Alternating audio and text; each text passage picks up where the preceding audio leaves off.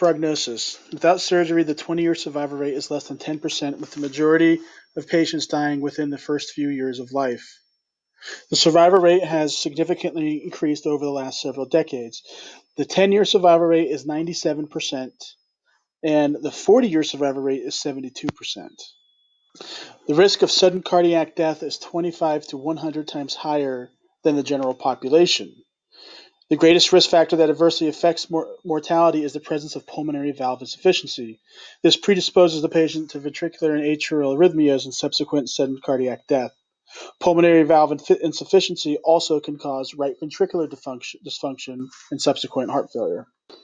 Sudden cardiac death caused by ventricular tachycardia and ventricular fibrillation remains the most common cause of death after repair of Tetralogy of Fallot.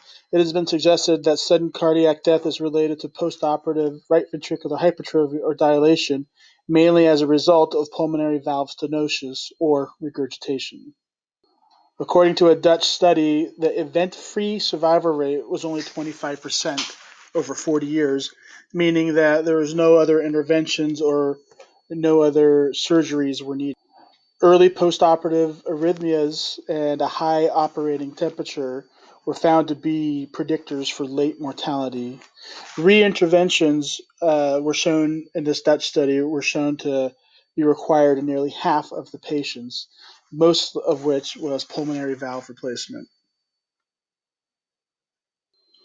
The ability for patients to exercise or activity tolerance was significantly impaired in 51% of the patient population. Overall, the mortality rate has improved significantly, and patients can be expected to lead a good quality of life.